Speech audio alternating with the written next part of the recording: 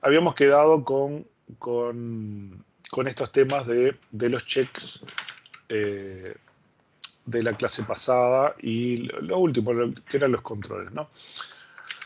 O sea, decíamos que los checks nos permitían hacer un control de este estilo, ¿no? Por ejemplo, solo hace control dentro de la tupla, ¿no? O sea, por ejemplo, en este caso el precio verificamos que sea positivo. Y el precio oferta también verificamos que sea positivo. Y después verificamos que el precio sea mayor que el precio oferta. Suponemos que el precio oferta es un poco más bajo cuando tenemos el producto en oferta, ¿no? ¿Qué cosas no puede hacer el check? No puede hacer cosas afuera de la tupla. Por ejemplo, no puede hacer cosas de check un cierto atributo que esté dentro de, por ejemplo, una consulta que hacemos de otra tabla, ¿no? Y para eso tenemos los acertos y los triggers, ¿no? Vamos a ver este tema del commit, ¿no? Muchas de estas cosas las van a trabajar con más detalle en el práctico, ¿no? Con ustedes, ¿a quién teníamos como profesor de práctico? Gabriel. A Gabriel. ¿Ya llegaron a tener clase con él? Sí. Sí, el lunes. El lunes, sí, yo. Ya te va a pasar con la edad que te olvidas de esas cosas. Sí, no, tengo varios grupos y como casi que cada grupo tiene un docente diferente, me cuesta, y no tengo la lista acá, entonces no me acuerdo cuál es el profesor de práctico de cada grupo. Bueno, entonces, una de las cosas que nosotros tenemos es la operación commit, ¿no? Vamos a estar trabajando sobre esto, ¿no? El commit es como el guardar en un editor de texto, ¿no? Lo que le dice al sistema es que todo lo que estuvimos trabajando en la base de datos se puede guardar en las tablas del disco, ¿no? Para que quede en forma permanente, ¿no? Si no hacemos un commit, potencialmente no está escrito en forma permanente a disco. Después vamos a ver que hay cosas, ¿no? Hay cosas que podemos hacer. Pero sí, si no hay un commit, normalmente el sistema no va a garantizar que las cosas que estamos trabajando se salven efectivamente a disco, ¿no? Y después tenemos la operación rollback. La operación rollback lo que nos permite es deshacer lo que hicimos. Por ejemplo, si hacemos una inserción de datos y nos equivocamos en esa inserción de datos, podemos hacer un rollback y deshacer la inserción de datos, ¿no? Y de esa forma corregir lo que teníamos que corregir y volver a hacer la inserción de datos esa vez corregida, ¿no? Eso no quita que si nosotros hacemos la inserción de datos, nosotros como usuarios podamos ver los datos. Nosotros hacemos la inserción, pero no hicimos commit. Lo que sucede es que esos datos que nosotros vemos en la base de datos, solo los vemos nosotros, ¿no? El usuario que los creó. Los otros usuarios, si hacen una consulta, no van a ver esos datos. Cuando yo haga el commit, entonces eso sí va a impactar a la base de datos y los otros usuarios van a poder ver esa información, ¿no? Mientras tanto, si yo no estoy seguro sobre los datos, puedo hacer un rollback que deshace todas las inserciones, todas las modificaciones que se hicieron hasta el último commit, ¿no? Vamos a hacer un ejemplo para ver cómo funciona esto.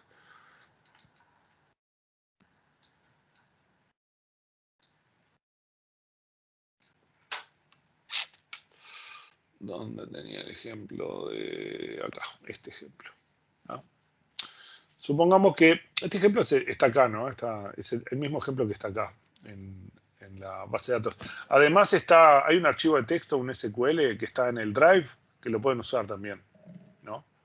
Pueden usar, y lo hacen ustedes en su máquina y prueban y hagan otros cambios y vean qué es lo que pueden hacer, ¿no? Bueno, en este caso lo que hacemos es, a ver qué tablas tengo acá. Tengo una tabla de empleados. Bueno, no me va a afectar. Entonces, acá tengo una tabla clientes. Creamos una cierta tabla clientes, ¿no? En mi base de datos auxiliar, ¿tá? Creamos la tabla clientes. Y para asegurarnos que esa tabla queda permanente en la base de datos, le vamos a dar un commit. Y mi sistema me dice commit complete. Está todo bien. Y a esa tabla le voy a ingresar un cliente, ¿no? Que es Juan Martínez. Le ingreso a Juan Martínez y un one row inserted, tenemos a Juan Martínez en nuestra base de datos, ¿no? Si yo hago una consulta por la cédula de Juan Martínez, ¿no? Juan Martínez efectivamente está en mi tabla, ¿tá? Y para asegurarnos que quede, le hacemos un commit, ¿tá? Hicimos un commit y nuestro Juan Martínez sigue allí, como lo esperábamos. Vamos a ingresar entonces ahora a un pariente, un Pedro Martínez. No quise escribir mucho y entonces vean que no usé muchos datos del otro, ¿no? Entonces insertamos un Pedro Martínez. Si buscamos a Pedro Martínez por su cédula, está ahí. Si vemos a todos los clientes, están los dos, Juan Martínez y Pedro Martínez, pero vean que a Pedro no hicimos el commit. Por lo tanto, si nosotros hacemos un rollback, ¿no? Cuando querramos ver si Pedro Martínez existe, Pedro Martínez no existe. Si vemos todos los clientes, Juan Martínez todavía está ahí, ¿tá? Ese es el mecanismo con el cual nosotros estamos trabajando. Después vamos a ver internamente cómo es que la base de datos hace toda esta magia, ¿no? No es magia, son procedimientos, pero vamos a ver cómo es el mecanismo para poder hacer este tipo de cosas. Hay todo un área de recuperación, un capítulo de recuperación, donde vamos a ver cómo usa los registros internos para poder deshacer las operaciones que se hicieron sobre la base de datos, ¿sí? Entonces esto es una demostración nomás de cómo funciona el commit y el rollback, ¿tá? Hay algunas bases de datos, como por ejemplo MySQL, que tienen autocommit. ¿Qué es lo que quiere decir esto? Que en realidad cada vez que yo hago una operación, un enter, o un create table, o un insert, automáticamente se hace un commit después de haberlo ejecutado, en especial desde la consola, ¿tá? No, eso es el funcionamiento por defecto. Yo lo puedo corregir, por ejemplo, puedo hacer el set autocommit off y entonces ya MySQL empieza a funcionar como Oracle y tengo que hacer explícitamente el commit cuando yo quiera guardar las cosas. Una cosa interesante que tiene es en el sistema de autocommit es que le podemos dar un statement count. Este statement count lo que hace es cada 20 sentencias, por ejemplo, le pongo un 20 acá, y entonces quiere decir que cada 20 sentencias hace un commit y hace el commit de todas las 20 sentencias, ¿no? El commit tiene un costo porque tiene un conjunto de operaciones que tiene que hacer adentro del sistema de base de datos. Entonces, por ejemplo, cuando estamos transfiriendo grandes volúmenes de datos, es probable que nos convenga hacer los commits cada tanto, ¿no? De forma de bajar el costo del sistema, ¿tá? Entonces es una opción interesante que permite hacer un autocommit con una cierta cuenta. Entonces, por ejemplo, cuando hacemos, antes de hacer un insert muy largo, podríamos poner un set autocommit, por ejemplo, 20 o 50, ¿no? Y entonces va metiendo los datos y cada 50 insertos hace el autocommit y sigue haciendo. Y solamente tenemos que poner un commit al final, de forma que cuando estén los últimos, que quizás no son 50, forzamos a hacer un commit para cerrar la inserción, ¿tá? Pero entre medio se van haciendo los commits, de forma que si en algún momento fallara o algo, hubiera algún problema, por lo menos hasta donde llegamos, se guardó efectivamente en disco los datos que nosotros queríamos y lo que tenemos que recuperar o rehacer es poca cosa, ¿tá? Cuando tenemos autocommit, entonces las operaciones se manejan lo que llamamos el concepto de transacción, ¿no? O sea, queremos que todas las operaciones que se hacen cuando se guardan en la base de datos, que parezca que se hicieron de una sola vez, ¿no? O sea, se escriben en la base de datos en forma única, ¿no? Por lo menos atómica, que por lo menos que parezca eso. Vamos a ver que en realidad lo que hacemos son trucos para que dé la impresión de que estamos haciendo escrituras en forma atómica, pero en realidad no lo hacemos así por temas de eficiencia, ¿no? Entonces, por ejemplo, en este ejemplo, ¿qué hacemos? Hacemos un start transaction que le avisa a MySQL, mira que no hagas un autocommit después de cada operación. Ahora aguantate, espera a que yo explícitamente te diga el commit. Y entonces tenemos el start transaction y ahí se hacen un conjunto de operaciones. Por ejemplo, en este caso pone en el atributo A la suma del salario de la tabla 1, ¿no? Y en la tabla 2 inserta o ajusta el total de los salarios para el tipo 1, yo qué sé, no sé. O sea, como que está tomando los salarios de un lado, ¿no? Los suma y hace la suma de los salarios y lo pone en otra tabla, donde está la suma de los salarios, ¿no? Y ahí, después de que hacemos eso, ahí podemos hacer el commit. Y ahí se escribe todo. Podría haber sido una secuencia de operaciones mucho más largas, ¿no? Pero, entonces, en MySQL tenemos que hacer este manejo por defecto, ¿no? A no ser que quitemos la gestión de transacciones. En el cambio, Oracle siempre asume que tenemos un comienzo de transacción implícito. O sea, después del commit empieza una transacción, ya está. Entonces, si no estamos haciendo nada y empezamos a poner consultas, siempre es el comienzo de una transacción. En particular, van a trabajar en el laboratorio con un lenguaje de programación que es PL/SQL, el de Oracle, ¿no? Ya lo hablaron, ¿no? Y entonces, que es un lenguaje parecido a este. No sé si llegaron a verlo o no, no, porque estaban viendo primero la parte de restricciones, ¿no? Estructurales, hacer tablas y algunas cosas de esas, ¿no? ¿Qué llegaron a hacer con Gabriel, se acuerdan? No, en realidad no llegamos a hacer nada. Habíamos arrancado algo, no me acuerdo qué era. Empezaron con la presentación de la materia. No, bueno, está. sí, eso. La presentación y abrimos los scripts, nada más. Sí, para creación de las primeras tablas con las que van a estar trabajando. Bueno, después en algún momento van a trabajar con procedimientos, triggers y funciones que tienen un lenguaje de programación que se parece a esto. Este es un ejemplo nada más para... Acá arriba podría decir o trigger, o procedimiento, o función, ¿no? Que no lo puse, ¿no? Y en algún momento dice un declare, que es declara algunas variables que va a usar. El begin y end son bloques constructivos, por ejemplo, para hacer loops y cosas por el estilo. Y también sirve para manejo de excepciones. Por ejemplo, en este caso, hacemos una sentencia SQL, ¿no? Y acá comienza otro bloque constructivo, otra sentencia, otra sentencia. Este save point, acá lo que estamos marcando es como un punto de retorno. No es como un rollback, que el rollback deshace todo. Sino acá la idea es, vamos a hacer un rollback, pero solo hasta acá, ¿no? Estas otras operaciones queremos que todavía las dejes ahí en la base de datos porque vamos a continuar, ¿no? ¿Cuál es la idea? La idea de esto es manejar excepciones y decidir hasta qué punto guardamos los datos y qué puntos se abortan y no se guardan dentro del sistema, ¿no? En este caso, el begin end es como un try except. Estamos capturando la excepción que se ejecuta dentro del bloque constructivo.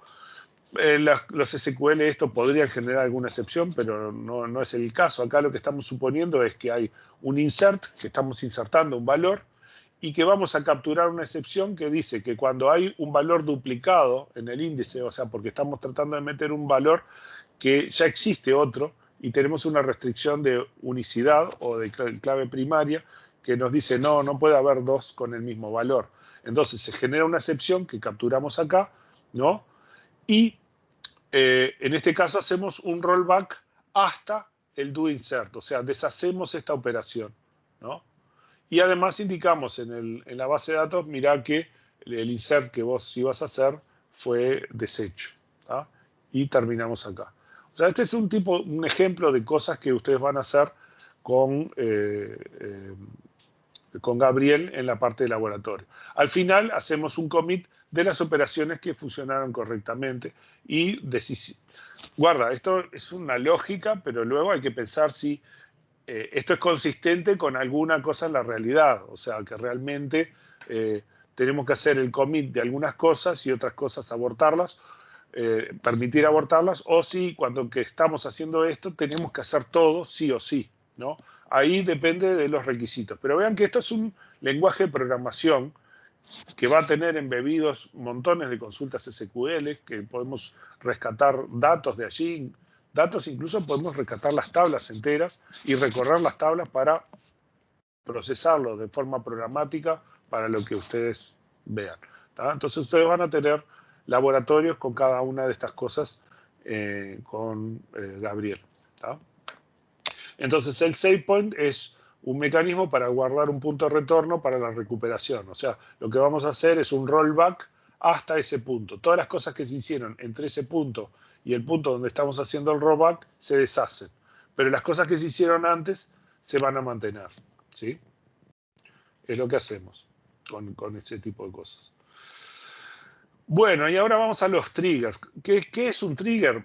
Va a ser un programita de ese estilo, pero que lo vinculamos a una tabla. Lo que nosotros hacemos con el trigger es, para una cierta tabla y ciertas operaciones, que son insert, delete, update, select, en general no nos importa porque no es relevante, digamos, no va a modificar ningún dato. En general esto está pensado para datos que se modifican. Guarda, algún sistema de base de datos permite hacer alguna cosa para un select, que simplemente yo qué sé, yo quiero registrar si cierta persona leyó datos de una tabla, ¿no? Pero normalmente es insert, delete o update, cosas que vayan a modificar la tabla, ¿no? Y entonces especifica cuándo se ejecuta el disparador, antes o después del evento. Y el evento puede ser un insert, un delete, un update, ¿no? Y se especifican las acciones a ejecutar tras el disparador. Se pueden ejecutar una única vez para cada ejecución de transacción que modifica o para cada una de las filas modificadas. Cualquiera de las dos situaciones, ¿no? Permite especificar restricciones de integridad que no son posibles explicitar en el SQL y puede avisar a operadores de ciertas condiciones o disparar ciertas acciones cuando se cumplen ciertas condiciones. Los disparadores están acotados a la base de datos. Si tenemos un sistema distribuido, en general no funcionan a través de bases de datos múltiples o separadas, ¿no?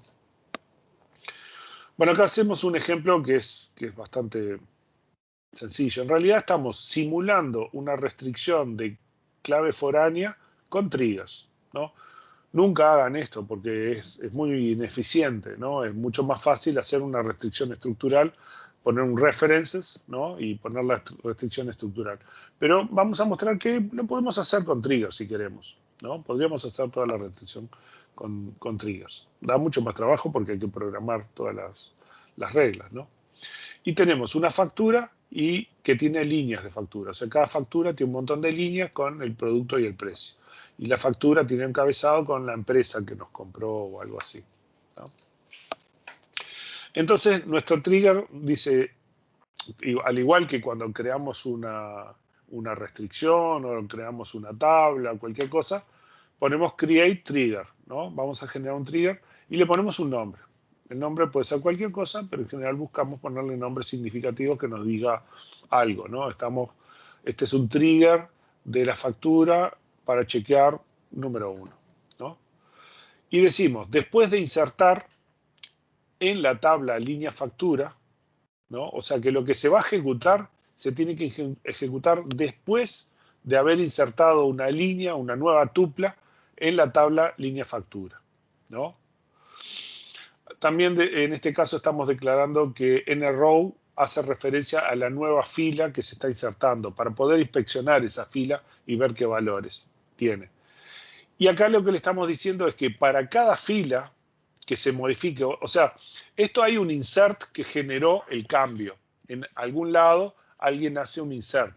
Puede hacer un insert de una tupla o puede hacer un insert que inserte muchas tuplas, ¿tá? Entonces, nosotros podemos hacer que el trigger se ejecute una sola vez para la consulta, ¿no? Para el insert, o podemos hacer que se ejecute para cada una de las tuplas que modifica ese insert. O lo mismo para un update, o lo mismo para un delete, ¿sí? Al poner o quitar este for each row, estamos definiendo si el trigger se va a ejecutar solo por una sola vez por la consulta o se va a ejecutar para cada tupla que se va a modificar, ¿no? En este caso queremos para cada tupla, ¿no? Y entonces para cada tupla, ¿qué es lo que va a hacer? Va a hacer una consulta en la factura y va a ver el número de factura. Y lo que nosotros estamos preguntando es si la fila que nosotros tenemos, la línea factura, está relacionada con una factura que existe. O sea que nosotros estamos insertando una línea factura para una factura que sí existe, ¿no? Si no existe, o sea, si el número de factura de nuestra línea no existe en el conjunto de todas las facturas, entonces va a deshacer nuestra factura, ¿no? Lo que va a hacer es deshacer la inserción. Esta inserción que hicimos, ¿se acuerdan como en el ejemplo? Insertamos un cliente, lo veíamos, pero cuando hicimos rollback desapareció de nuestra base de datos. Bueno, entonces lo que estamos haciendo acá es eso. Estamos capturando una inserción, analizamos una condición y allí decidimos si hacemos un rollback y no dejamos que el usuario haga el commit, ¿no? No es muy buena práctica acá que no le estamos avisando nada. El ideal sería poner un mensaje acá diciéndole al usuario, mirá que no te insertamos ese dato. O más prolijo, que es lo que vamos a estar viendo, es hacer algo de este estilo. O sea, capturar una excepción, generar una excepción artificial, ¿no? Lo vamos a ver un ejemplo más adelante. Y que la aplicación arriba o eventualmente el usuario capture la excepción y tenga un mensaje descriptivo que le diga por qué no se ingresó la tupla en ese lugar, ¿no?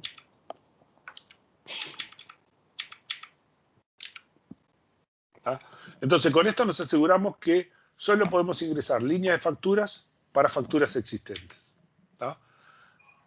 Y acá vamos a hacer otro para las facturas, ¿no? Create trigger, factura check, after delete on factura. O sea, si alguien trata de borrar una tupla de factura, se va a ejecutar esto, ¿no? Usamos el nombre de all row para ver la fila que borramos. O sea, quiero tener una forma de inspeccionar la tupla de factura que estamos borrando, ¿no? Y voy a ver los valores que están ahí. Y entonces lo vamos a hacer para cada fila. Esto que si yo borro muchas facturas, ¿no? Un delete, todas las facturas entre tal fecha y tal fecha, entonces esto lo que va a hacer es que el código este se ejecute para cada una de las facturas que están dentro de la condición del delete, ¿no? Y nuestro código que dice, bueno, si el ID de la factura que estoy borrando no está en el conjunto de las facturas, ¿no? Quiere decir que, vean que esto es after delete, o sea, yo ya borré la factura. La factura que yo quería borrar ya se borró, ¿no? Entonces acá lo que estoy buscando es si hay otra factura con el mismo número. Si no hay otra factura con el mismo número, porque acá no estaba controlando restricciones de integridad que sean únicas ni nada. Suponemos que ni siquiera tienen clave, o sea que acá estamos haciéndolo todo con triggers, ¿no? Es un ejemplo. Entonces, si el número de factura que yo borro no está dentro de las facturas, o sea, no hay otra copia de la factura con el mismo número, ¿no? ¿Por qué? Porque si yo borro la factura, el problema que voy a tener es que puedo tener líneas factura huérfanas, ¿no? Entonces, si yo borro una factura que tiene el mismo número que una copia de esa factura, no pasa nada. Pero si no hay factura, o sea, es la última factura con ese número, las líneas van a quedar huérfanas. A no ser que, o sea, yo borro y digo, bueno, no hay otra factura, está bien, no hay otra factura, pero además tenemos que verificar si hay líneas huérfanas. Entonces ahora busco el número de factura dentro de las líneas. Si hay líneas de factura que tienen el número de factura es porque me quedan líneas huérfanas, ¿no? Entonces, no pasa nada si hay una copia de la factura, pero si no hay una copia de la factura y además hay líneas huérfanas, entonces voy a deshacer el borrado. No voy a dejar borrar una factura que todavía tiene líneas dependientes, ¿tá? Con esto estoy controlando una restricción de clave referencial. O sea, una tupla que tiene otras tuplas que hacen referencia a ellas, no la puedo borrar porque debería borrar primero las tuplas dependientes. ¿Hasta acá me siguen? ¿Entienden lo que estamos haciendo? Sí. Sí. ¿Sí? ¿Me siguen el razonamiento? Ven que es relativamente sencillo. Van entendiendo cómo es el código. En general es create trigger, after, la operación, on, cuál es la tabla. Oracle, en realidad, esto está copiado creo que era Postgres, porque algunas de estas cosas tienen mezcla de código. Después vamos a hacer cosas bien Oracle, ¿no? Por ejemplo, Oracle no pone esto, está implícito, es 2 puntos new y 2 puntos old, no hay que hacerlo. Este nombre acá es de Postgres, creo, no me acuerdo. Una pregunta, ¿las clases grabadas, por ejemplo la de la clase pasada, se pueden ver en algún lado? Sí, están en el canal. Porque En el no canal. me lo permite. ¿Tú viste los canales tuyos? ¿Los canales que tenés asociados? ¿En Teams? En streams, porque esto va a streams. Claro, sí, lo abrí ahí, pero no me aparece nada. A ver, espera, yo te pongo cuál es el canal, pero deberían aparecerte en tus propios canales disponibles. O si no lo buscás, mira, es BD2, base de datos 2, Enrique Latorres, y te tiene que Ah, sí, sí, aparecer. eso Igual, sí. Estoy en el canal, pero no me aparece la clase grabada, no sé si a los demás le aparece. bueno, no. Uno de los problemas tiene que estar ahora, porque ¿qué pasa? Hay un problema en Microsoft, no sé, hace varios días que las clases no se suben automáticas. Por una falla del sistema de Microsoft. Entonces los docentes tenemos que bajarla y volverla a subir. Y a veces tardo todo un día, porque a veces está lentísimo. Muchas veces lo pongo a subir de noche y a la mañana siguiente la podés ver. Está, ok. ¿Tá? Me fijo bien, La entonces. podés ver, normalmente las tendrías que poder ver. En esta reunión, si vas al chat, tenés que poder verlas. En el calendar, fíjate en el calendar que deberías estar asignada en el calendar, tenés que ver las clases. Entrás a la clase y fíjate en el chat. En el chat te tiene que aparecer un vínculo, pero te va a aparecer un vínculo que dice que la película va a desaparecer dentro de unos días. ¿Tá? Esa es la grabación que falló y que no subió, ¿no? Pero yo la bajo y hago otra copia y la pongo en el canal. ¿Ah? O sea, por ejemplo, a ver.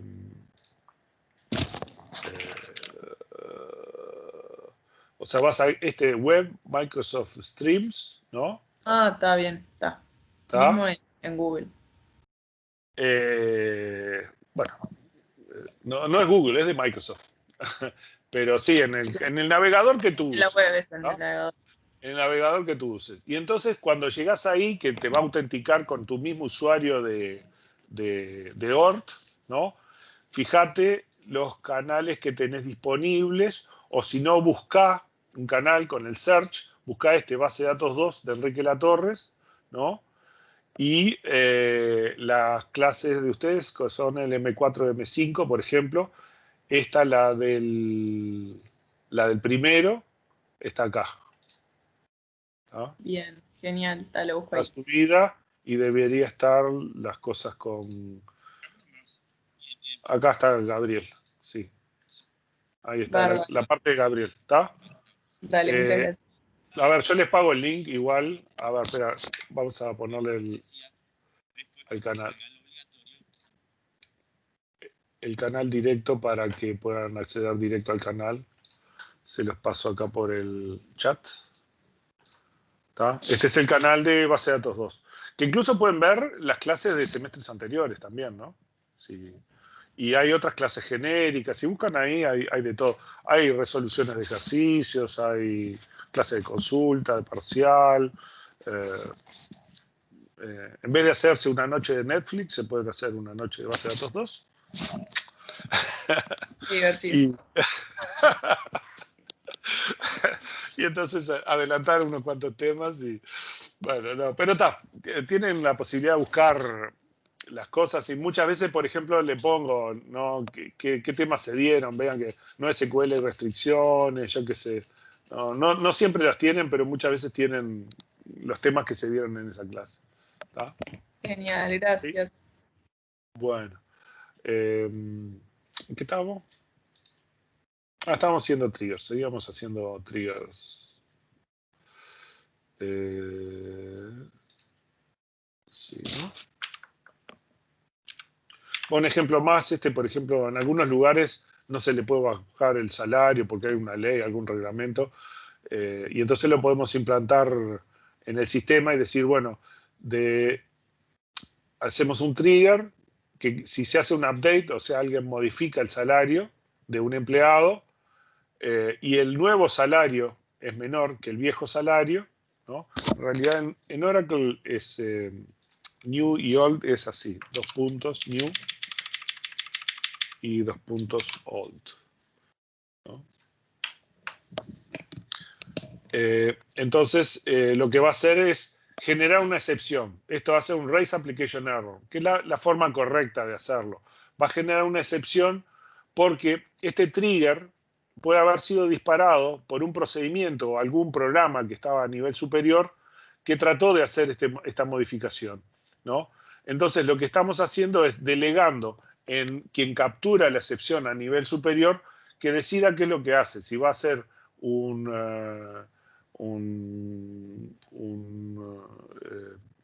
rollback, porque acá lo estamos haciendo después, ¿no?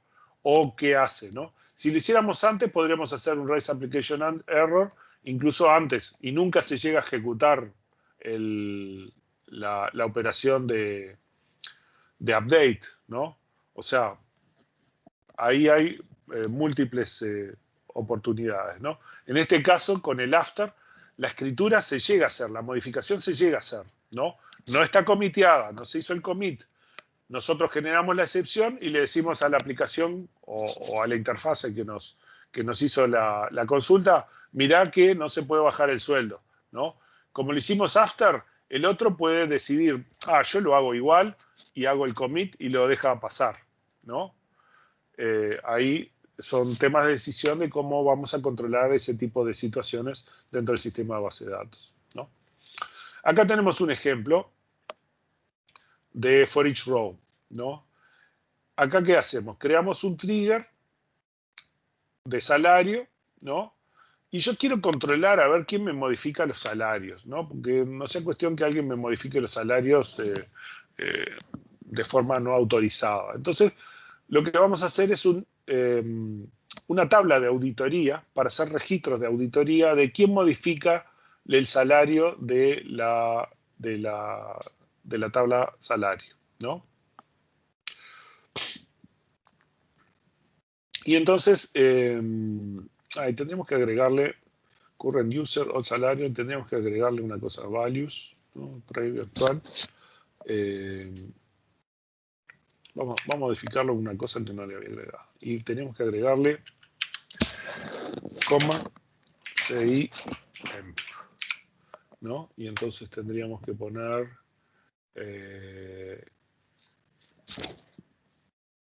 coma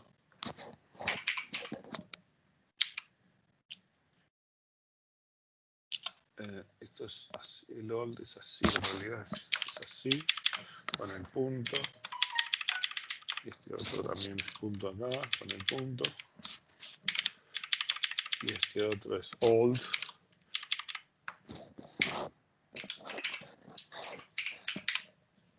¿Ah? Bien, ¿qué es lo que estoy haciendo acá? O sea, yo supongo que hay una tabla de auditoría que tiene un atributo fecha, acción, usuario, ¿no? Previo, valor actual y la cédula del empleado al que le estamos modificando el sueldo, ¿tá? El old y el new representan las tuplas antes y después del cambio, ¿no? O sea, el old es antes del cambio y el new, 2 puntos new, es después del cambio, ¿tá? Entonces, ¿qué dice el trigger? Cuando alguien modifica el salario de la tabla empleado, para cada fila yo voy a ejecutar este código. Este código que dice insertar en otra tabla que no tiene nada que ver, auditoría, una tupla con la fecha, la acción, el usuario, el valor previo, el valor actual y la cédula del empleado. involucrado, ¿no? Entonces, los valores que voy a obtener. La fecha la tengo del sistema, el sysdate. Me va a dar la fecha y hora del sistema de la computadora. La acción es esta, modifica salario empleado, ¿no? Y el usuario va a ser el current user, el usuario que está logueado dentro del sistema, que está haciendo el update del salario. Entonces me va a quedar registrado cuál fue el usuario que hizo la modificación. Y además estoy tomando cuál era el salario que tenía en la tupla vieja, el valor antes de la modificación, y el valor nuevo de la modificación lo pongo acá. Y además tomo de la tupla que estoy procesando, a qué empleado se le modificó el sueldo. Y lo registro acá. ¿Sí? Vean que esto no está haciendo nada, no está impidiendo que alguien modifique el sueldo, ¿no? Lo único que está haciendo es, si alguien modifica el sueldo, además deja un registro en una tabla de auditoría, ¿sí?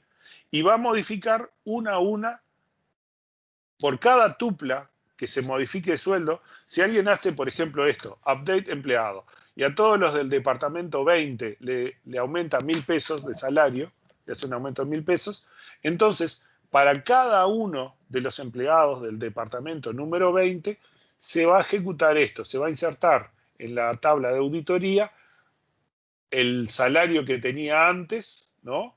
Y el salario nuevo que tiene 1.000 pesos más, ¿no? Y va a quedar registrada la cédula de identidad del empleado al que es del departamento número 20. ¿Me siguen acá lo que estamos haciendo? ¿Se entiende? Sí. ¿Qué pasa si nosotros queremos quitar el for each row? Si nosotros quitamos el for each row, va a ser una cosa de este estilo. Acá, ¿qué es lo que estamos haciendo? Estamos haciendo también un insert de auditoría, pero al no tener el for each row, todas estas cosas de new, de ver la tupla por tupla, cuáles son las tuplas que están modificadas, el sistema no me los va a permitir, ¿no? Solamente me permito ver toda la operación. Yo hago la misma operación. Yo voy a agarrar y voy a aumentarle el salario en 1.000 pesos a todos los empleados del departamento número 20. Pero ¿qué sucede? Este trigger se va a ejecutar una sola vez para esta consulta. Y además el sistema no me permite auscultar tupla por tupla. Solamente me permite hacer una única ejecución para toda la consulta. Entonces, en este caso, mi registro de auditoría, puedo poner la fecha, puedo poner la acción, puedo poner el usuario, pero no puedo identificar qué se hizo con los sueldos. No lo voy a poder registrar. En este caso, el insert y toda auditoría me va a guardar la fecha de hoy, que modifica el usuario, y cuál fue el usuario de la base de datos que hizo la consulta esta y generó la modificación, ¿no? Pero no puedo identificar qué cambios hubo en cada uno de los salarios. ¿Se entiende?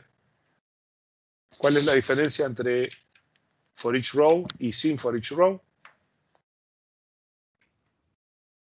Sí, sí. Sí, es eso nomás. O sea, con for each row se va a ejecutar para cada tupla. Con este otro caso, no, Sin for each row solo haría una vez. solo se ejecuta una sola vez para cada consulta que afecte la tabla, ¿no? Ah, ok. Perfecto. O sea, esto es, yo hago este update que va a modificar muchos usuarios, pero este trigger se va a ejecutar una única vez, ¿no? Y como se ejecuta una única vez, no puede ver las tuplas que se modifican, solo ve la operación. Me puede decir que se modifica el salario de los empleados, no de cuál, que se hizo en tal fecha, fecha y hora, y quién fue el usuario que ejecutó esta consulta, pero nada más. No puede inspeccionar tupla por tupla qué es lo que hace. Porque quizás no me interesa, quizás con esto alcanza, ¿no? Porque si veo que alguien modificó los sueldos, voy a buscar las auditorías y digo, ¿quién modificó los sueldos? Fulanito. Che, fulanito, te equivocaste, metiste un 0 de más o no sé qué, o un 0 de menos cuando metiste en el salario. Presta más atención y ya está, ¿no? En este otro, en cambio, estoy haciendo un registro uno por uno de todas las modificaciones que ocurren y puedo inspeccionarlos y hasta eventualmente podría usar eso para deshacer los cambios que se hicieron antes. ¿tá? En este otro caso, no. Solamente sé que alguien hizo un update de salarios y no sé cuáles salarios. ¿Tá? Lo que sí sé es quién lo hizo, cuándo.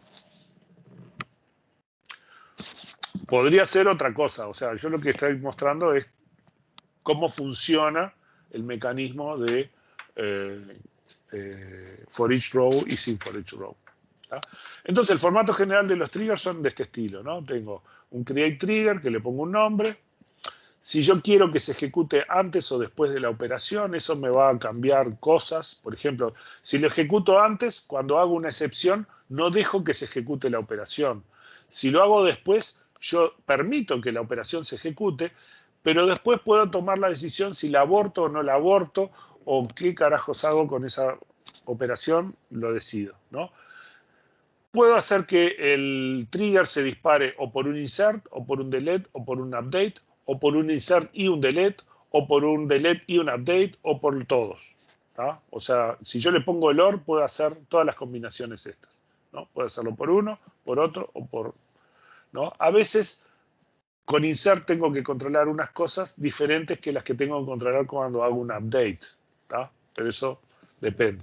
Y además lo puedo acotar, el trigger, a ciertos atributos. Puedo tener un trigger cuando modifico un atributo y otro trigger para cuando modifico otro atributo que hagan controles diferentes. Muchas veces quizás convenga no poner los atributos, ¿no? Y simplemente hacer un código que verifique si tengo que controlar muchas cosas. Y bueno, hacer un único código que verifique todas las cosas. Controle si hubo cambios en cada uno de los atributos que sea relevante controlar el cambio, ¿no? También lo puedo hacer. O sea, yo podría hacer un trigger que acumule varios controles al mismo tiempo, ¿no? Mientras sean compatibles con la forma de disparo, ¿no? Sí, que se haga siempre todos es antes y todos son con insert, delete o update para la misma tabla y que no importe las columnas o cosas por el estilo, pero siempre la misma tabla, ¿no? El for each row, que es opcional. El when también nos permite decir, bueno, ok, esto además tiene que verificar cierta condición. Esta condición es como las condiciones del check. O sea, para la tupla, el when este, por ejemplo, solo funciona eso, para for each row, ¿no? Para la tupla, que verifique tales o cuales condiciones que se cumplen en la tupla. ¿Tá? Después declaro algunas variables o estructuras que voy a precisar, y entre el begin y el end, al final, un código arbitrariamente complejo. ¿Tá? Eso es lo que ponemos allí. Y vamos a hacer unos ejemplos. Vamos a ver cómo funciona esto de los triggers con unos ejemplos. De vuelta, los ejemplos están acá, pero también se los pueden bajar. Hay unos .sql que están en el drive. Bájenlos, pónganlos en su developer, hagan la prueba, jueguen con ellos, prueben cambiarlos, prueben qué pasa si le sacan el for each row, ¿no? A ver qué sucede, ¿no? Y después me cuentan. Entonces estábamos acá, este. Vamos a hacer acá, vamos a borrar todas las tablas. ¿Tá? Yo les recomiendo, si tienen que borrar tablas, creo que ya se los di, ¿no? Este Select Drop Table, puede ser que ya se los pasé. Sí. Sí. ¿Tá? Entonces con ese van, ponen ahí, le muestran todas las tablas, copian, pegan, ejecutan y ya borran todo. Eso es bastante rápido.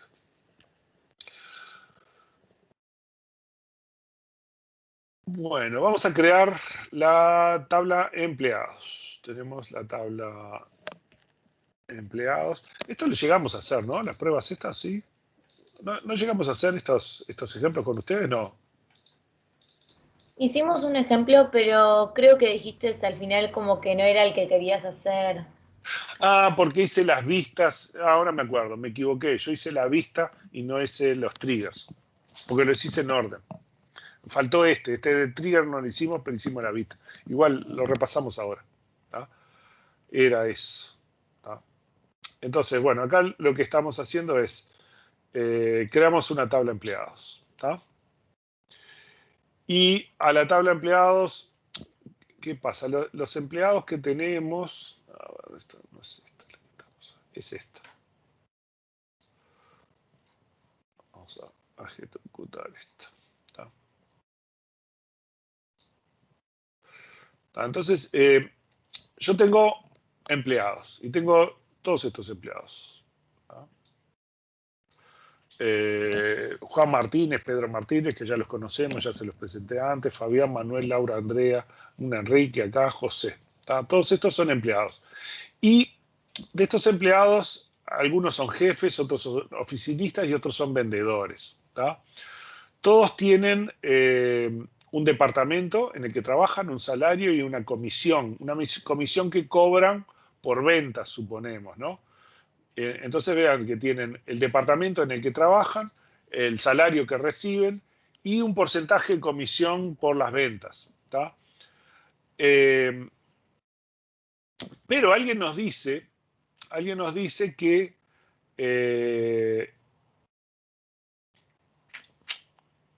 no es ese ejemplo, ¿no? Alguien nos dice que... ¿Dónde está el del trigger? No, porque este es el de las vistas. Se me perdió. A ver, acá, clientes, este no. Este es el 15.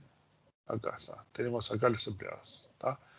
Y alguien nos dice que los oficinistas tienen que tener comisión cero. ¿Tá?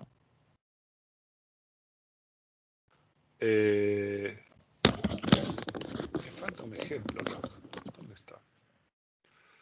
Este no lo tenemos, este tampoco.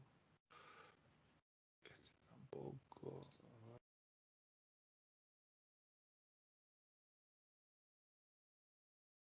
Acá está. Este es el de las vistas, pero no. Me perdió. Y este es el del... de tu factura. Voy a tener que hacerlo de cero.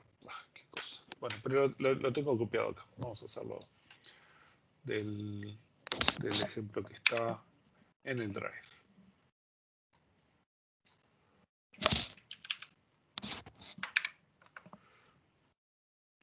Acá tenemos el ejemplo de triggers, ¿no? Que está en este.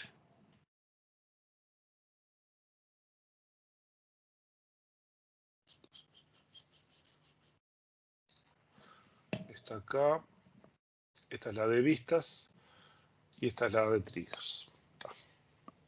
Este lo tienen ustedes en el Drive. Yo lo voy a copiar y lo voy a pegar.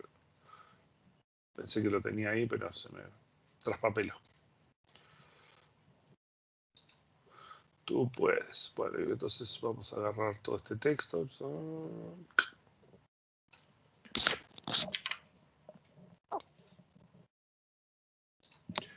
Y lo metemos acá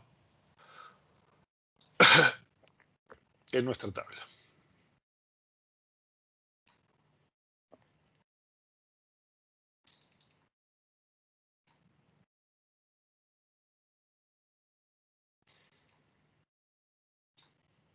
Ya habíamos borrado todo. Bueno.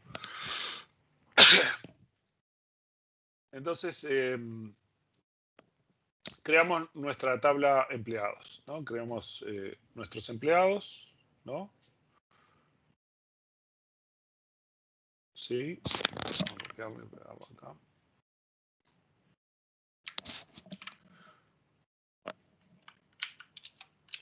E insertamos un conjunto de empleados. O sea, con esto es... primero tenemos que... primero tenemos que crear la tabla, porque así le ponemos el trigger.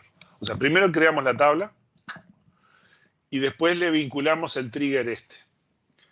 Este trigger, vean que dice create o replace trigger. Si hubiera un trigger que ya existe, va a reemplazar al anterior, por ejemplo, cuando lo modifiquemos, ¿no? Y dice que antes de insertar en la tabla de empleado, para cada fila, si el cargo es oficinista, lo que hacemos en la comisión para la nueva tupla, la tupla que vamos a escribir, En la comisión le ponemos un 0. No importa el valor que tuviera. Le vamos a meter un 0 a prepo. Chao. ¿Está? Y ya lo vinculamos a las tablas. O sea, si vemos, ya tenemos la tabla acá, ¿no? Tenemos nuestra tabla. Y en la parte de triggers, acá, tenemos nuestro trigger, ¿no? Ya se crearon esos objetos en la base de datos. ¿Está? Volvemos a nuestra tabla auxiliar. Y ahora tenemos que meter a nuestros empleados. ¿Qué pasa? Nuestros empleados, si los miramos acá, algunos son jefes, otros son vendedores y otros oficinistas. Y los oficinistas tienen una comisión diferente de 0, ¿no? Todavía no los ingresamos en la tabla, ¿no? Entonces, ¿qué va a ser nuestro trigger? Nuestro trigger va a ser que cuando tengamos oficinistas le vamos a meter un 0 ahí.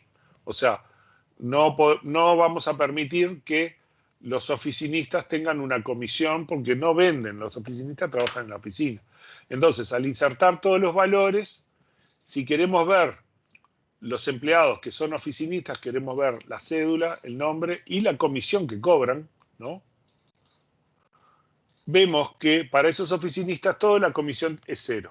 ¿Está? ¿Qué es lo que pasa? Nuestro trigger funcionó correctamente, ¿no?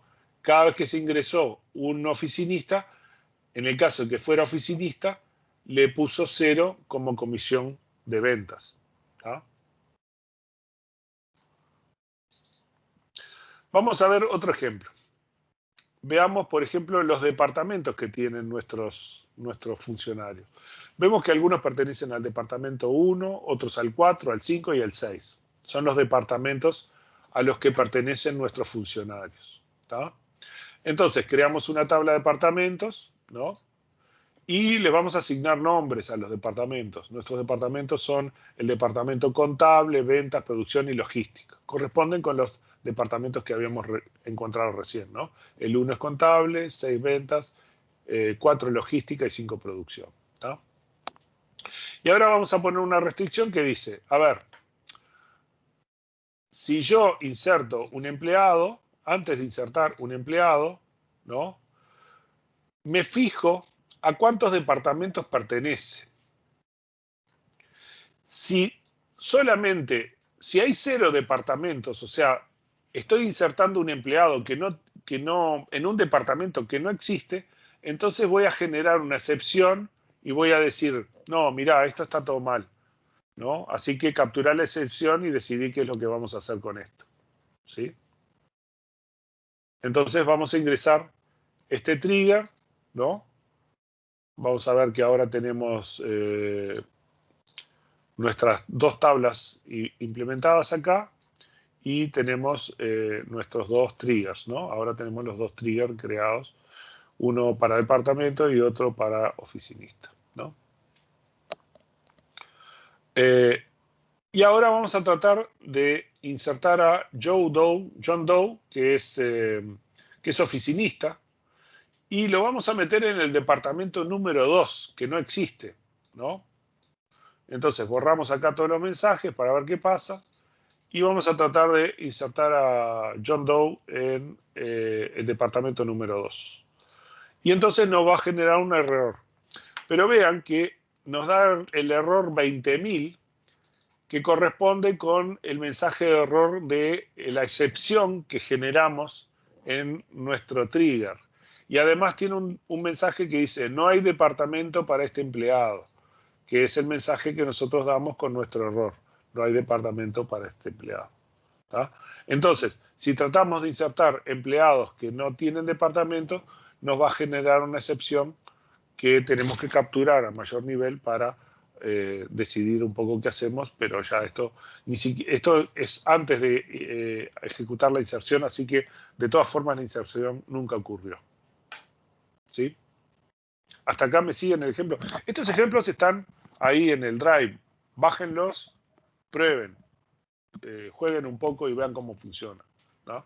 Lo van a precisar, después van a hacer muchas cosas en base de datos en el laboratorio. Y ahora que veo, ya se nos terminó el tiempo. Las vistas ya las vimos, y que las vimos en la otra clase, que las vimos de antes, ¿no? Y medio con esto ya terminamos. El tema Ya vimos todos, porque estaban las vistas y los acertos y terminamos con esto. En el ejemplo que acabas de mostrar, ¿te puedo hacer una consulta? Sí, por supuesto.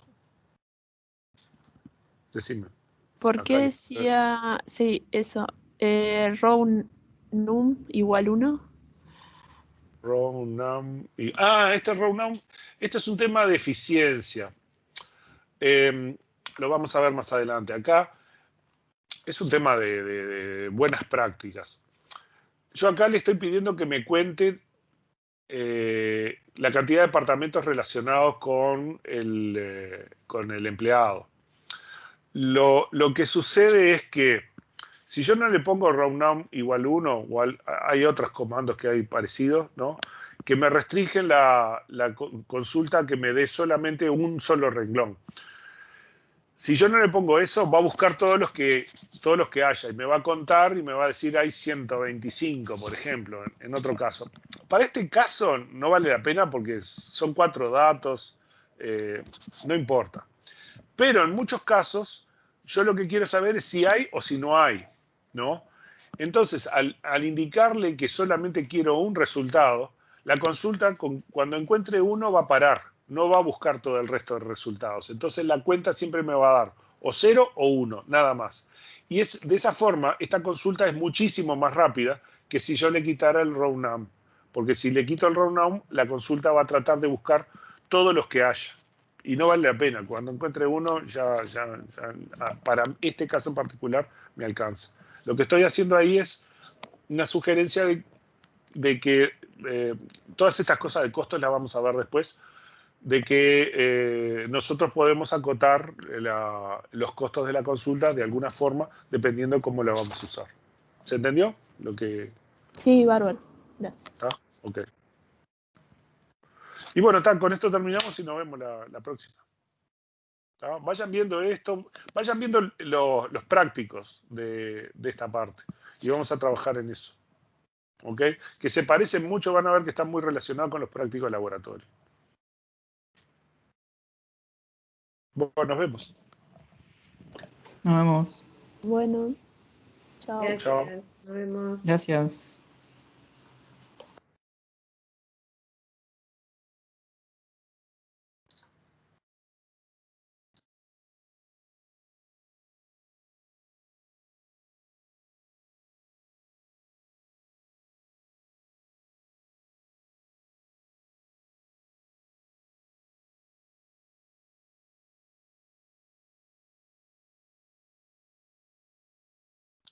Hola, hola.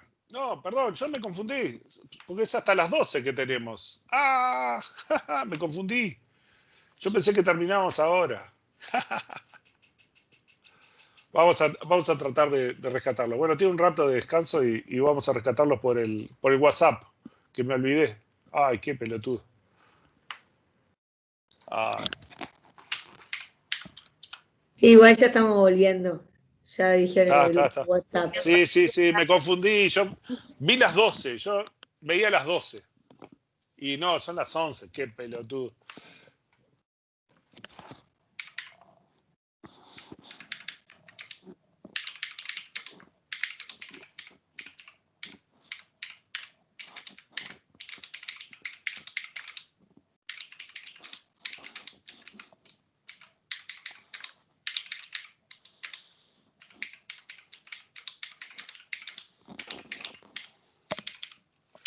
Bueno, ahí mandé un mensaje por el WhatsApp.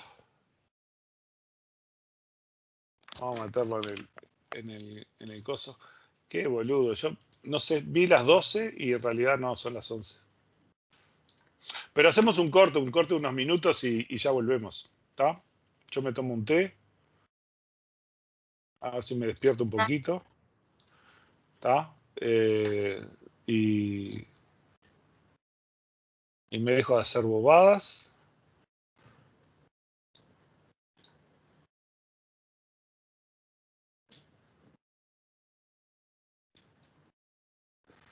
Bueno, está.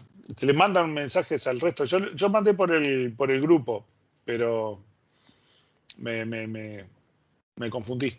No, y tenemos hasta las 12. Porque ahora vamos y hacemos algunos prácticos. Aprovechamos y hacemos los prácticos para estas cosas. Ay, qué cosa. Bueno, voy a tomarme un té, ya vengo. ¿Tá? Traten de rescatar a los que faltan.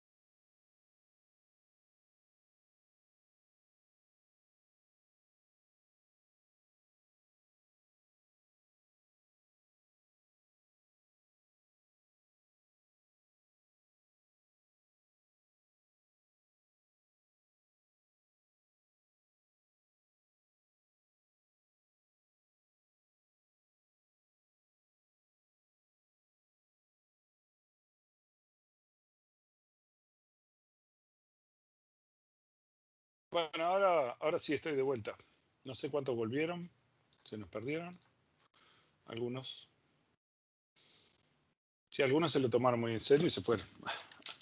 No, volvimos. ¿Volvieron todos? Sí. Bueno. Lo que pasa es que yo vi 03 y dije, esto es capaz que tienen clase ahora, después, ya corto. Y nosotros nos Y quedamos como, bueno. no, fue eso, me confundí. Vi 1103 y no sé, dije 1203. Capaz Por que ya eso tienen clase. demoramos en decir chau, porque no entendíamos mucho. Pensamos que era No, fue. recreo y después fue como. Sí, no, me confundí.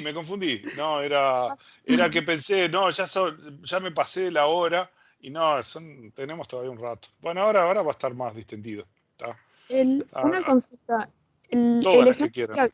el que acabas de hacer de los empleados, ¿dónde está ese? ¿En el Drive? Mira, si vos vas al Drive, esto está en la parte esta de introducción e integridad que vimos, y hay está en práctica de vistas, está el ejercicio ese de hacer las vistas y que vos veas solo tus ventas, o no me acuerdo qué cosa era, ¿no? O sea, si lo ves ahí, este es el de las vistas, ¿no? Que es un archivo de texto, ¿no? Entonces borra las tablas, crea los empleados, crea las ventas. Acá crea un empleado que tiene como usuario el usuario tuyo de la base de datos. Este user es una función que responde tu usuario de la base de datos. Entonces, con ese usuario que estás en tu base de datos, si es tu nombre, te va a decir user. En mi caso, como es auxiliar, es una base de datos auxiliar que la uso por cualquier cosa, el usuario aparece auxiliar, ¿no? Y este usuario le pusimos una cédula media especial, el 99999, y le asigno unas ventas de ese usuario, ¿no? Además de todos los demás. Entonces, generamos una vista que este empleado solamente ve sus propias ventas, ¿no? No puede ver las otras. Si él no puede acceder directamente a la tabla de ventas y sí puede acceder a la vista mis ventas, él solo va a ver sus ventas, nada más, con el usuario que esté logueado. Prueban acá y ve solo sus ventas. ¿No? Los temas de seguridad y de permisos los vamos a ver un poco más adelante. Cómo le asignamos los permisos a los usuarios, qué operaciones pueden hacer sobre una tabla o no, y vamos a hacer un ejemplo ahí. Por ahora es solamente las ventas. Y después está el ejemplo de los triggers, que está ahí mismo también. Acá ejemplo commit trigger y Oracle. Están las cosas del commit, cómo hacer un commit y un rollback. Están los comandos ahí, los que vimos en clase. Y también está el trigger, ¿no? Que es este ejemplo que está acá. O sea, tiene el commit, creamos la tabla, hacemos commit, insertamos un empleado, hacemos commit, insertamos otro empleado, vemos que está ese empleado, vemos que están los dos empleados, hacemos el rollback y vemos que ya el último no está, pero el primero sí está. Ese es el ejemplo de los commit. Y después está el otro que creamos un trigger para la misma tabla de empleados, ¿no? Borramos todos los empleados y hacemos unos empleados nuevos. Y vemos todos los empleados que son oficinistas, vemos los departamentos de todos los empleados, creamos una tabla de departamentos y le asignamos a los números de departamentos que hay valores de departamentos, hacemos el trigger que un empleado solamente puede pertenecer a un cierto departamento, ¿no? Y tratamos de insertar un empleado a un departamento que no existe y nos aborta, ¿no? Acá arriba teníamos el trigger que selecciona los que son oficinistas, le pone la comisión 0, ¿no? Acá podemos confirmar de que los oficinistas tienen comisión 0, aunque les pusimos otra cosa, ¿no? Está más o menos lineal. ¿La presentación de los triggers está en esa carpeta también? La presentación PPT, sí está acá. Lo que nosotros estuvimos viendo es la parte de introducción e integridad. Esta que está acá. Okay. Medio al final tiene la presentación de los triggers. Igual Todo esto van a volver en el laboratorio y lo van a ver con más detalle. Esto es como una introducción para que vean las cosas que se pueden hacer y ya pueden experimentar un poco. Después van a trabajar mucho más con Gabriel en los trabajos de laboratorio y, por supuesto, en el obligatorio. ¿Sí? Es una introducción para que puedan ir jugando y experimentando y entendiendo un poco de cómo va. Una cosa para hacer, por ejemplo, en los prácticos estos es, bueno, ¿qué pasa, por ejemplo, en los triggers si yo le saco el for each row? Trato de sacarle for each row y a ver qué pasa. Trato de compilar el trigger, ¿no? Me va a dar ciertos errores, ¿no? Y bueno, voy a deducir cosas. Una es que, por ejemplo, el new cargo no me lo permite hacer, porque como no es for each row, no me permite ocultar las tuplas. Entonces hay cosas que ya no puedo escribir adentro del código. Por ejemplo, este new commission igual a 0 no me lo va a permitir hacer. ¿Ah? Esas cosas, pero pruébenlas ustedes. Vean qué cosas pueden hacer, qué cosas no. Traten de hacer algún trigger que se les ocurra, ¿no? Alguna cosa sencillita, ¿no? Después van a hacer cosas más complicadas. Se los prometo. Gabriel los va a hacer cosas bien complicadas. Pero por ahora hagan alguna cosa de ese estilo y vean cómo funciona, ¿no? Prueben cosas before insert, after insert, ¿no? Por ejemplo, este before insert lo que hace es, bueno, modifica el dato, ¿no? Pues estamos modificando un dato antes de escribirlo. O sea, nos viene la tupla y antes de escribirlo modificamos el valor en la tupla y después lo escribimos. Pero hay cosas que si lo ponemos after insert no lo vamos a poder hacer porque no podemos modificar la tupla que ya se escribió, ¿tá? Y nos va a dar algún error. Bueno, todas esas cosas pruébenla para darse cuenta un poco cómo funciona. ¿Sí? ¿Alguna otra consulta? ¿Algún otro?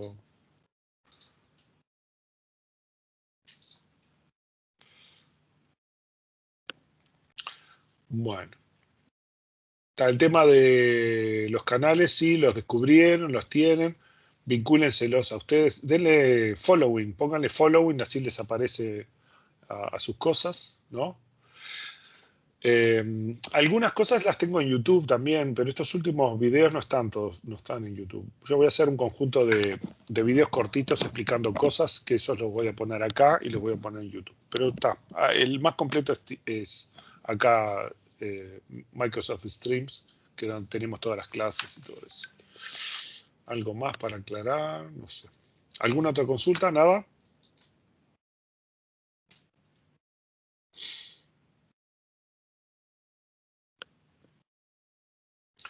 Bueno, entonces nosotros deberíamos empezar con nuestros práctico de integridad, que es este.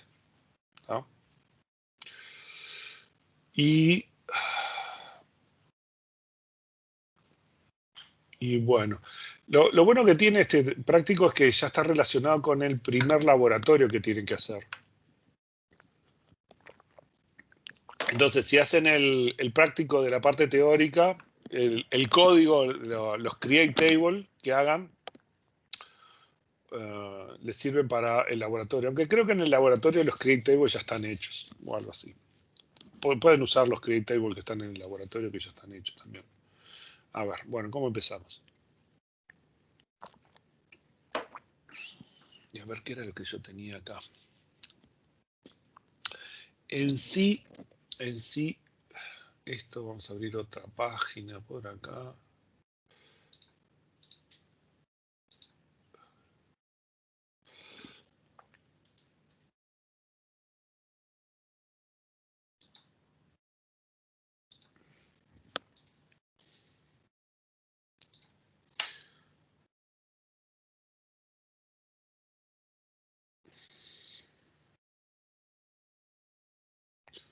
Tú puedes.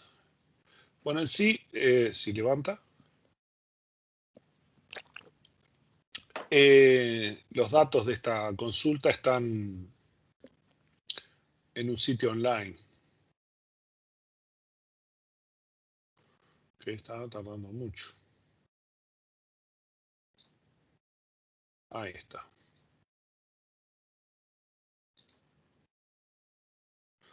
Acá ya anduvo.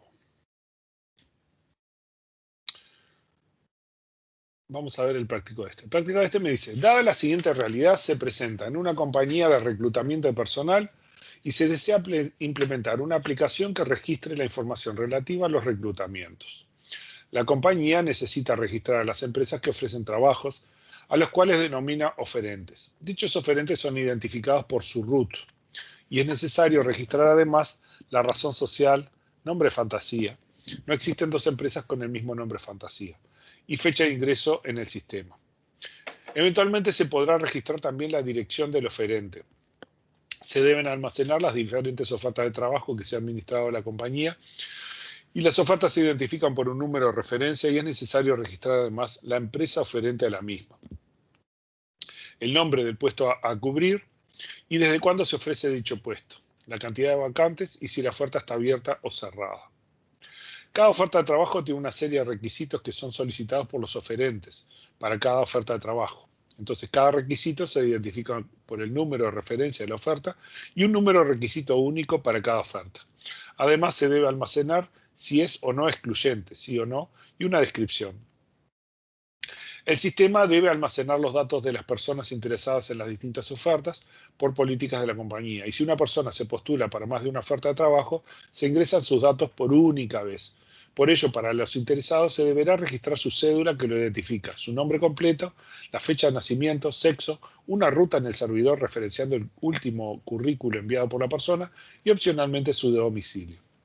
Un interesado puede postularse a tantas ofertas distintas como lo desee. La postulación se identificará por la cédula del interesado y el número de referencia de la oferta, y a su vez para cada postulación se deberá registrar la fecha en la que la persona se postula y las aspiraciones salariales líquidas del mismo. Por último, es necesario que se registre para una postulación a una oferta si el postulante cumple, sí o no, con los requisitos solicitados en la oferta. Y en sí tenemos estas tablas que ya están definidas, ¿no? Ya tenemos una descripción de las tablas, oferta de trabajo, requisito oferta, ¿no? Interesado, postulación cumple el requisito, y estas son las restricciones de clave foránea que están vinculadas con estas tablas, ¿no? Vamos a hacer un poco un análisis de esto, ¿no? Y podemos hacer en esta misma tabla, primero son, acá van a ser datos 2, en la parte de los prácticos, y esto es un práctico de transacciones que quedó de algún semestre anterior, y estos son prácticos que hice en un semestre anterior. Vamos a dejarlos por ahí. Vamos a hacer un nuevo práctico de integridad. Así empezamos con algunas cosas. ¿Está? Bueno. El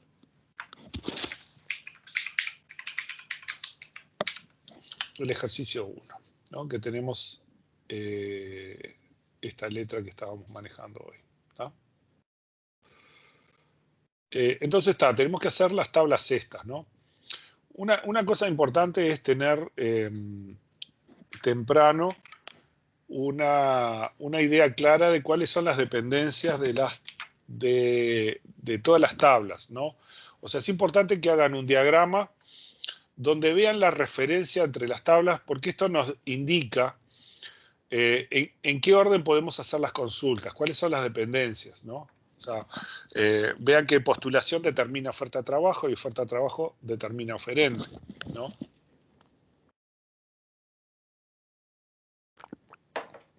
Y cuando tenemos una consulta, poder identificar todas las tablas que están involucradas, ¿no? O sea, si yo quiero todos los oferentes a los que está relacionado un interesado, bueno, podría ser interesado con postulación, con oferta de trabajo, con oferente. De alguna forma obtengo todos los oferentes relacionados con un interesado, o a partir del oferente obtener todos los interesados en ofertas de trabajo de ese oferente, ¿no? Entonces, es importante que hagan un diagramita de este estilo para tener una idea qué se conecta con qué, ¿no? E implementamos todas las tablas estas, ¿no? Todas las relaciones y hasta podemos hacer algunos datos de ejemplo, ¿no? Acá la idea es que en este vínculo, ¿no? Yo ya lo hice, pero lo pueden hacer ustedes en su propia base de datos. Este es un vínculo que va a una tabla que está online, que tiene formato Oracle, o sea que podrían copiar esto y meterlo en su base de datos, la cual ya tiene las tablas creadas, por ejemplo, el oferente, la oferta de trabajo, los requisitos de oferta, los interesados, las postulaciones, ¿no? La relación entre requisitos y postulación. O sea, ya tenemos las consultas hechas, ¿no? En este caso hay una consulta que está preguntando no sé qué historia, ¿no? Algo. Y acá estamos ejecutando esa consulta y le cuesta un poco, pues seguramente le han puesto pocos. Este es uno de varias cosas que nos permite tener pequeñas bases de datos. No podemos tener una base de datos muy grande acá, porque si no, si tiene más de 8000 caracteres esto, no nos la deja entrar, ¿no? Y nos permite tener algunas consultas. Un host connection con me parece que el servidor Oracle de esta gente no le está funcionando o tiene algún problema. Así que no nos va a andar por acá. Pero la podemos copiar y pegar y meterla en nuestra base de datos. A ver. ¿Dónde tenía yo? Bueno, vamos a agarrar y borrar todo. Y empezamos a hacer.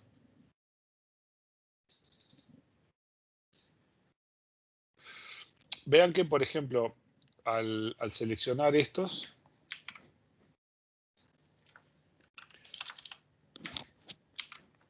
yo le estoy dando Cascade Constraints, ¿no? Esto quiere decir que va a borrar las cosas que dependen de empleados. Por ejemplo, me va a borrar también los triggers. Los triggers están asociados a los empleados, ¿no? Si yo no le pongo Cascade Constraints, me va a decir, no podés borrar los empleados porque tenés triggers asociados, ¿no?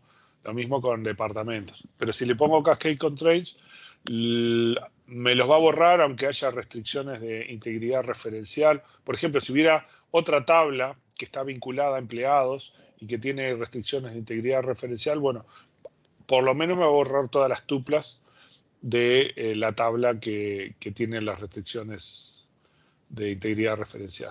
¿Tá? Con esto borramos todos y borramos todos. Empezamos todo de cero. Y entonces vamos a copiar nuestro código que estaba acá.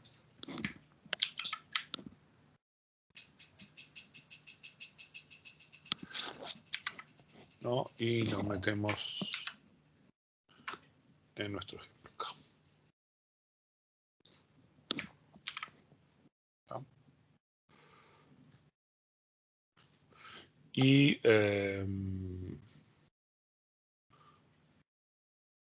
Y suponemos que si ejecutamos todo,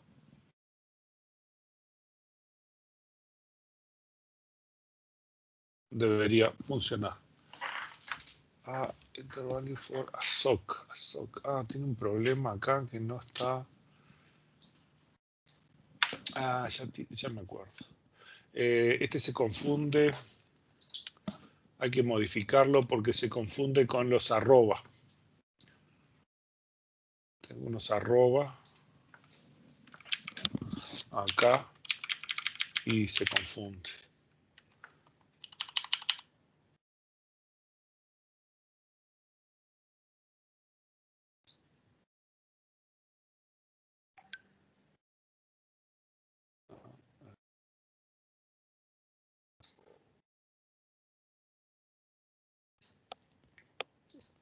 ¿Dónde tenía el coso este?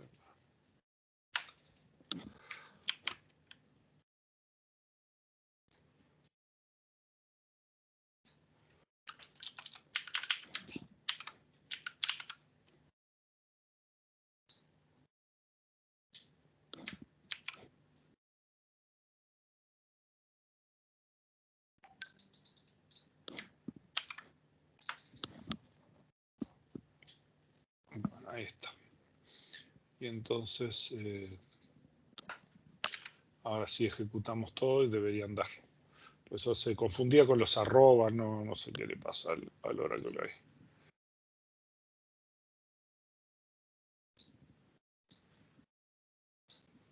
¿No? Teóricamente funcionó todo bien, da la impresión de que no dio errores. No, todas las tablas, sustitution, cancelen, anda a saber qué fue eso. Y está, ya está. Bueno, acá tenemos nuestra tabla generada. Y teníamos esta otra consulta, que la metíamos ahí.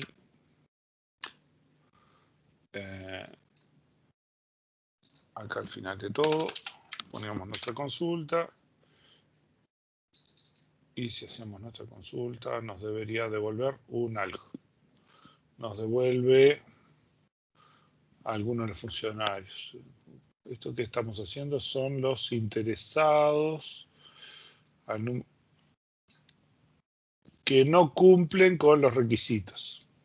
O sea, estos son los interesados que no cumplen con algún requisito que está en algún lado. ¿Tá? Esta es la consulta que estamos haciendo.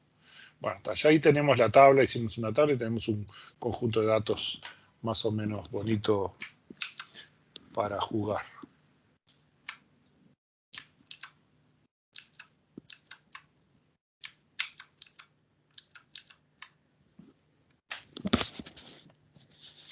Bueno, volvemos sobre nuestro práctico. ¿Tá?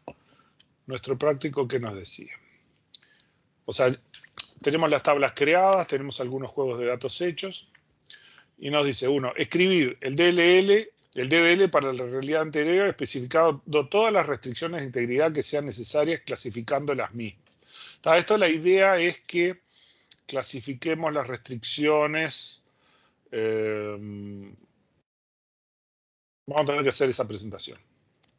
Vamos a hacer esa presentación sobre restricciones. Base de datos 2. Introducción, integridad. ¿Dónde la tengo? La parte de restricciones. Eso lo tengo en base de datos 1.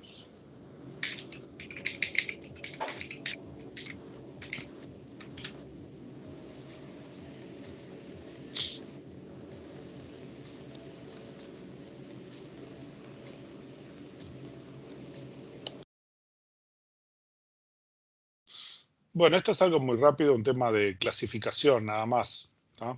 Este lo voy a copiar para allá para tenerlo presente nada más.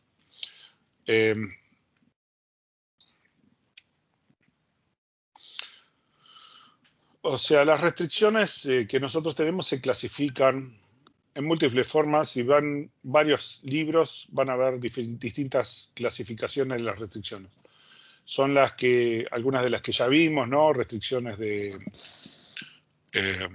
tipo de integridad referencial, todas esas, y hacemos la diferencia de restricción de integridad estructural y no estructural, que ya lo vimos, y todas esas cosas, ¿no? Tenemos un montón de ejemplos que incluyen dependencias funcionales y todas esas cosas, ¿no? Los acertos y los triggers, que ya vimos, ¿no?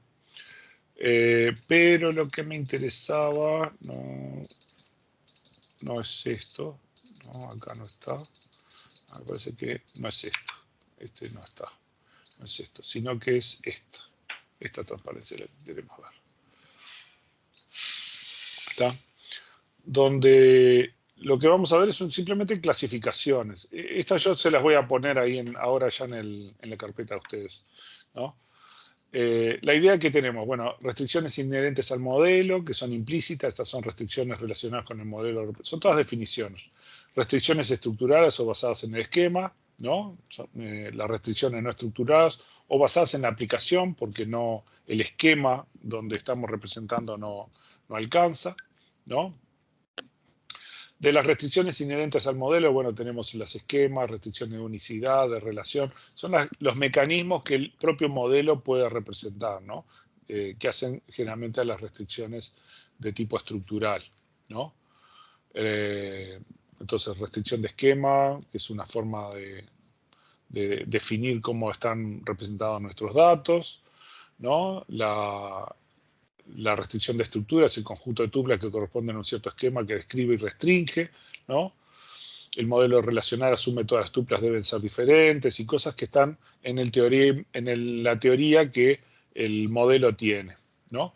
Las restricciones de unicidad son para las claves primarias y las claves alternas, ¿no? De que no puede existir copias. Las restricciones de cardinalidad, que ya conocimos, ¿no?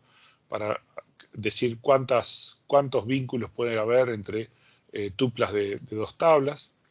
Restricciones de participación mínimo-máximo, ¿no? Hasta cuántas o hasta cuál es lo mínimo, y esto está relacionado con la participación total o parcial. Las restricciones de dominio, que son las que describen los tipos de datos, ¿no? La existencia o no de nulos para ciertos atributos, ¿no? Las restricciones de integridad referencial, que ya vimos, ¿no? Bueno, restricciones estructuradas o basadas en el esquema, eso ya lo vimos que estaban anterior en la aplicación. Tenemos restricciones del dominio de discursos, semánticas, que son la explicación del negocio que tratamos de representar luego con las dependencias de datos, ¿no? Y las dependencias funcionales y multivaloradas, ¿no? Todas estas son definiciones, simplemente porque en algún momento a veces le puede parecer que describan las restricciones que identifican. Van a ver que en los parciales describa de qué tipo son las restricciones que usted está poniendo en tal o cual ejercicio. Entonces, que tengan una definición, después lo pueden ver rápido acá, ¿no? Las restricciones de integridad semántica son las restricciones de integridad que controla el formato y valores ingresados en los atributos que sean consistentes con los valores permitidos o esperados o restringidos de este atributo a ese ejemplar, ¿no? Tipo de dato, valor predeterminado, restricciones de verificación. Estas son las que nosotros llamamos como restricciones de integridad semántica, ¿no? Porque a veces algunos de esos nombres son un poco crípticos y precisamos ver las definiciones. Entonces, como resumen, tenemos restricciones inherentes al modelo, restricciones estructurales, no estructurales. De las inherentes al modelo tenemos estos conjuntos, ¿no? De esquema, estructura, participación, ¿no? Y las restricciones de datos, que pueden ser dependencias funcionales y multivaloradas. Es simplemente un conjunto de definiciones que es a lo que va el práctico este. Describir el DLL para la realidad anterior, especificando todas las restricciones de integridad que sean necesarias, clasificando las mismas según este tipo de conjuntos. ¿Tá? No tiene mucho misterio. ¿Tá? Esta Ahora, presentación, ¿sí? una pregunta, semánticas hay un montón entonces. O sea, cada vez Sí, que... aparte, lo peor de todo es que si vas y ves varios libros de varios autores, ¿qué son restricciones semánticas? A veces varía un poco de un autor a otro. ¿Tá? Pero sí, las restricciones semánticas, según la interpretación que uses, incluye un conjunto variado de algunas de las restricciones que tenemos acá. Porque si vos declarás un atributo, ponele nombre y decís que es un char de 20, ahí ya tenés una restricción semántica o no. O eso es otro Y tipo de... para algunos autores sí, de ellos definen que es parte de las restricciones semánticas. ¿Tá? Ajá, ¿Tá? claro. Es uno de los problemas que tenemos, que algunas de estas cosas, las clasificaciones estas, dependen mucho de cada autor. ¿Tá? Por eso yo soy muy laxo de cómo las restricciones. En general usamos restricciones más sencillas, o sea, la restricción de integridad referencial es restricción de integridad referencial. La participación es participación. Y está, no hacer mucho, no me baso demasiado en estas clasificaciones que están por encima porque son variables dependiendo de los autores. ¿Sí? Claro. Pero hay algún docente, alguna gente que le gusta que se marquen ese tipo de diferencias. Por las dudas, conózcanla si se la piden. Tienen una lista de dónde sacarlo. Nada más. ¿No? Es eso. O sea, después, temas de dependencias funcionales y dependencias multivaloradas, ya lo vieron en base de datos 1, son casos. Acá los agrupan como restricciones de datos. ¿Tá? Esta Ahí yo va. la voy a poner ahí en la parte de restricciones para completar eso que nos faltaba. Bueno, entonces, describir el DDL de la realidad anterior, especificando todas las restricciones de integridad, y básicamente es esto, ¿no? Es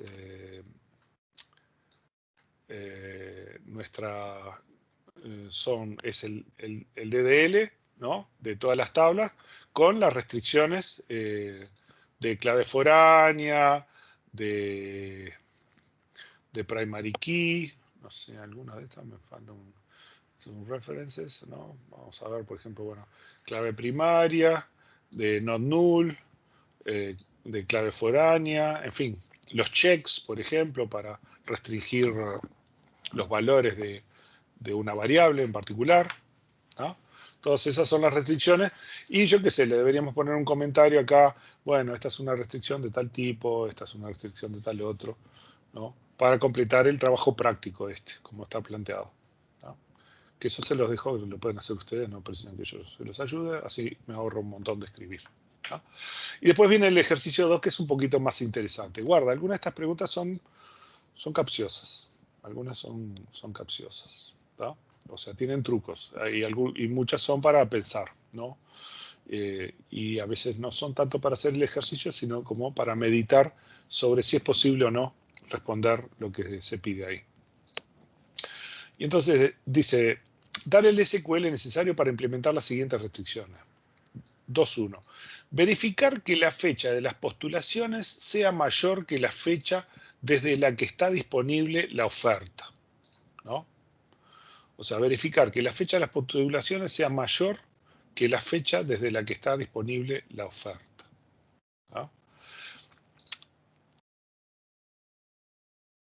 O sea, nosotros tenemos la oferta de trabajo y tenemos una postulación, ¿tá? Lo que nosotros tenemos que ver es que las postulaciones, el join con las ofertas, controlar que no haya postulaciones que cumplan que la fecha de las postulaciones sea mayor que la fecha de la que está disponible la oferta, ¿no? Que no haya, O sea, que sean menor o igual, ¿no? mayor quiere decir que es más reciente, ¿no? O sea que la fecha de la oferta es menor porque es más antigua y la fecha de la postulación sea mayor. Lo que yo tengo que verificar es que no haya lo otro, o sea, para verificar que todas las fechas de postulación son mayores que la fecha de la que está disponible, en realidad yo tengo que buscar que no existen de las otras. ¿Sí?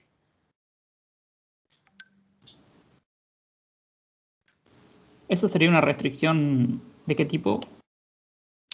Y en este caso, por ejemplo, podría ser una restricción no estructural, porque estamos poniendo una restricción entre atributos que están en dos tablas diferentes, que tienen que tener una cierta relación. Esta restricción no la puedo poner en un check o no la puedo implementar adentro de una tabla. Voy a tener que hacer un trigger o lo que haríamos acá sería el SQL de un acerto, si los acertos funcionaran en las bases de datos. ¿Tá? Ajá. O sea, por ejemplo, verificar que la fecha de la postulación sea mayor que la fecha en la que está disponible la oferta. Nosotros en el SQL, ¿no? ¿Dónde lo tengo? Acá.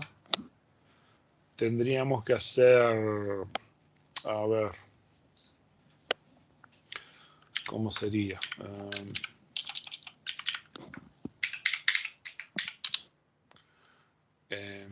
Select. En realidad, a ver si existe. From.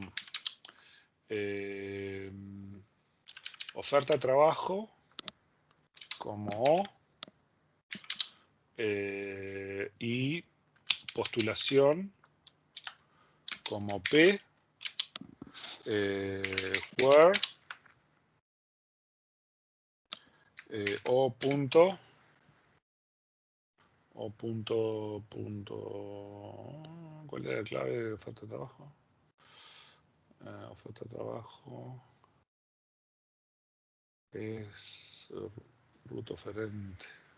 No, pero constraint, foreign key. Esa es número de referencia. Este es el número de referencia.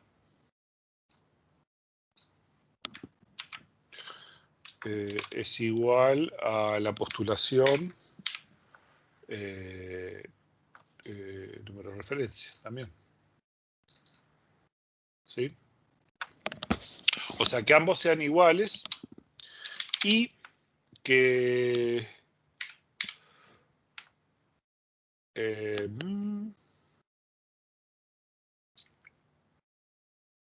el disponible de este, creo que era la fecha, ¿no? A ver.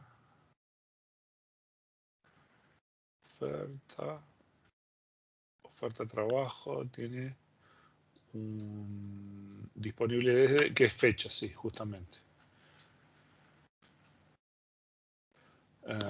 Y el disponible desde, lo que yo quiero ver es si existe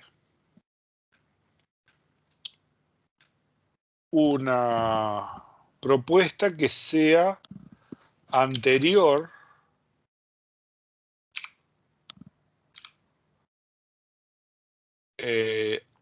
o sea, que la fecha de postulación sea anterior a la de la oferta de trabajo. ¿Tá? A ver si existe alguna. ¿Y qué tenemos? Tenemos que por lo menos hay dos postulaciones que la postulación ocurrió antes de la oferta en nuestros datos. No sé, habría que ver cuáles son las ofertas, no lo tengo, pero aquí lo que sucede es que hay alguna postulación que no cumple. Si fuéramos a hacer un acerto, tendríamos que hacer algo así, create assertion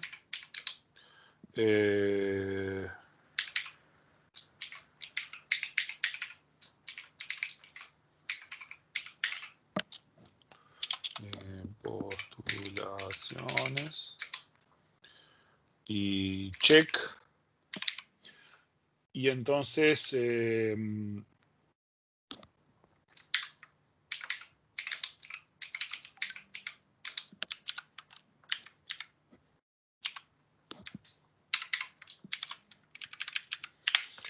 este sería un acerto. O sea, esto es verdadero cuando no exista ninguna postulación que sea anterior a la oferta de trabajo a la que está vinculada. Si acaso existe una, el assertion deja de ser verdadero y generaría una excepción de cualquier cambio que trate de infringir esta regla. ¿Sí? ¿Se entiende lo que estamos hablando acá?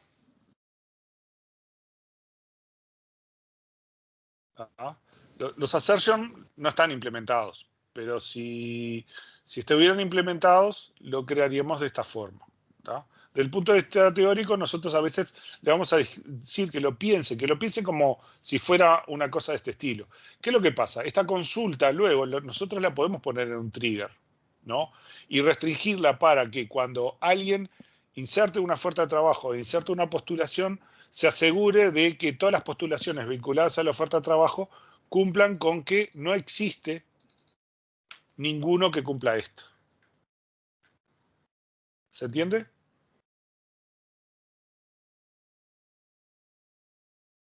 Sí. ¿Ah? Esa consulta puede ser mi respuesta a este práctico. Verificar que la fecha de postulaciones sea mayor que la fecha desde la que está disponible la oferta, ¿no? La consulta en realidad no me verifica, yo no verifico las postulaciones. La podría verificar si hago un trigger, ¿no? Entonces, para cada postulación que se agrega, me aseguro que se agregue solamente si la fecha podría ser eso, ¿no? Pero para verificar que se cumple esto, en realidad tengo que buscar lo opuesto, buscar las que no cumplen, ¿sí? O sea, esto está hecho para meditarlo y reflexionar sobre cada una de las consultas. ¿No? Acá dice, para todo interesado debe haber siempre por lo menos una postulación a algún trabajo. ¿Tá? Acá no me deja seleccionarlo esto. Así. Bueno. Para todo interesado debe haber siempre por lo menos una postulación a algún trabajo. ¿Cuál es el problema de esto? Ay, que tenemos un pocos minutos ya. Ahora sí va a ser las 12, sí. Ahora sí. ¿Cuál es el problema de esta consulta?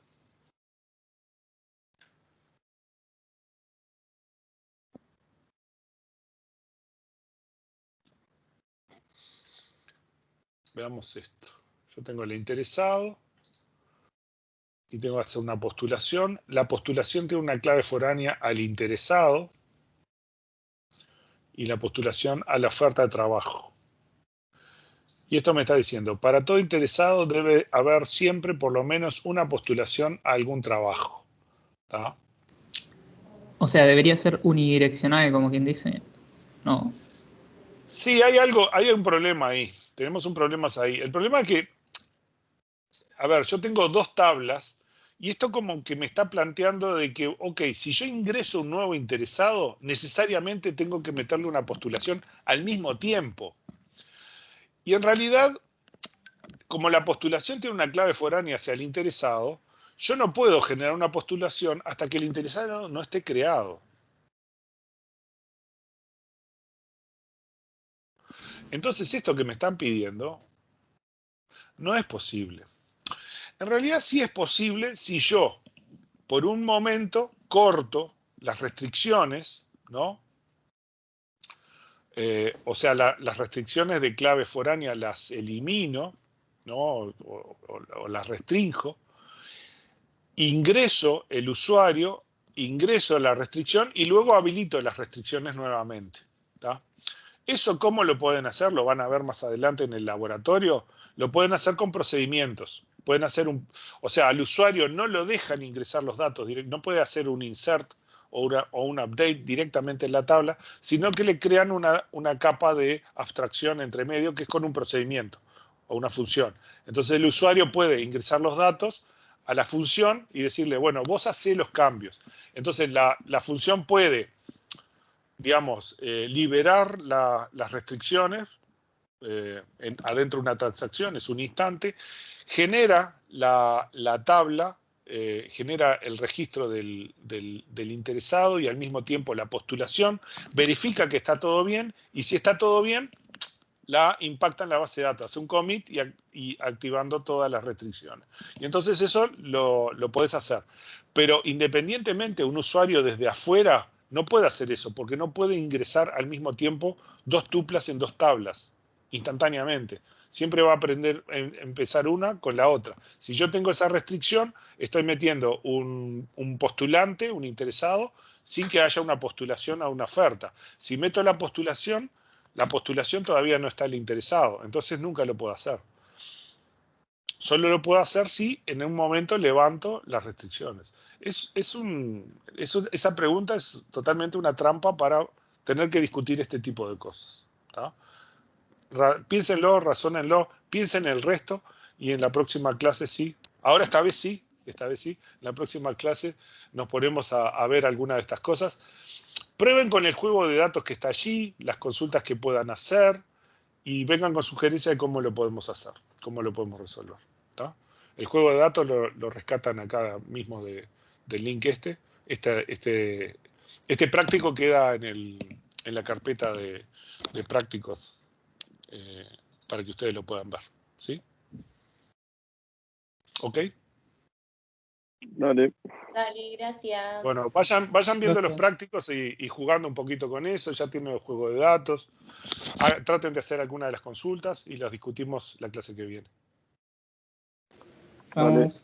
Chao. Dale, Chao. Chao. chao.